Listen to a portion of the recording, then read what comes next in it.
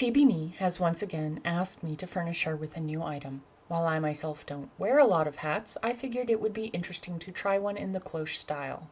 I gathered inspiration, had Chibi-Me select one, and started analyzing how I might construct the thing.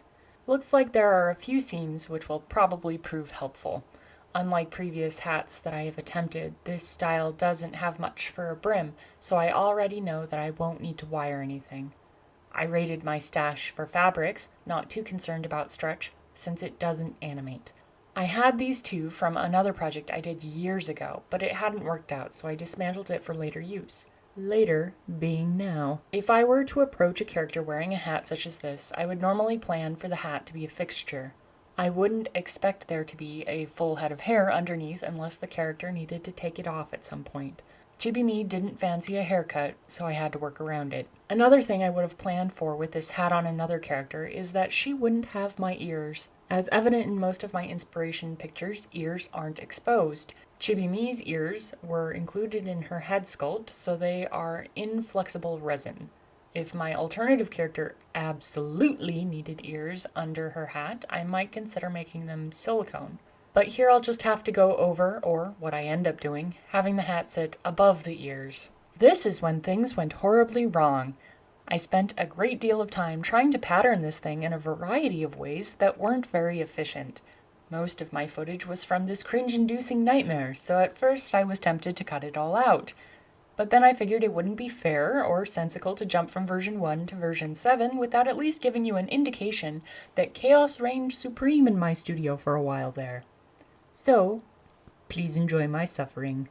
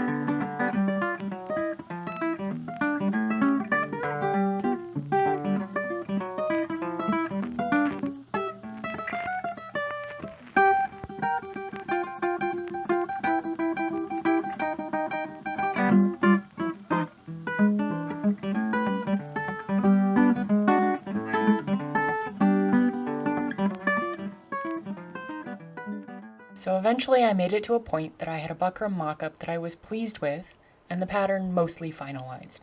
There were a couple tweaks that I did to the brim, pinching out a little extra on the sides with my tweezers, and adding a back section because I felt like it needed it. When placing my pattern pieces, I arranged the shapes on areas that I liked the design as opposed to on any particular grain line.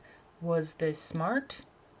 I have multiple layers of lining as my understructure, so it probably doesn't matter that much. I used buckram to stiffen areas like the stand and a 4-way stretch to create a little give in others like the brim.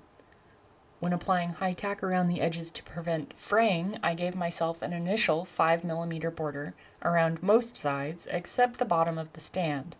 I knew I was going to turn the brim under here and wouldn't want the additional bulk, so I planned to cut that very close to the lining. I did end up trimming the seam allowances even closer once I had my pieces together before I pressed them into place with more glue.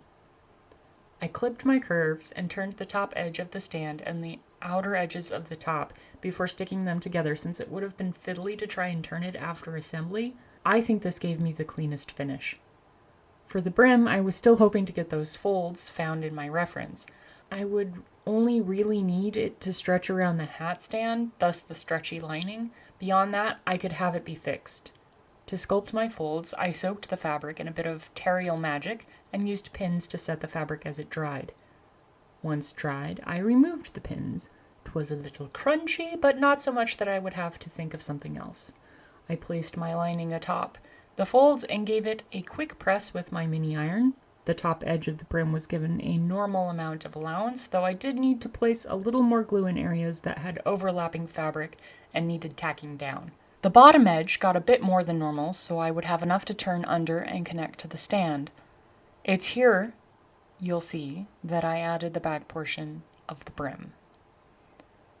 When I moved on to embellishments, I could have taken a bit more time to fabricate these elements, but in playing around with the buckram again, I found shapes that I liked, so I went with them. A few curled feathery bits and a couple flower-like bobs. I used Prisma and Copic markers to color them and glued them in place. And there you have it. Chibi-Me obtains a stylish hat, and I am on to other things.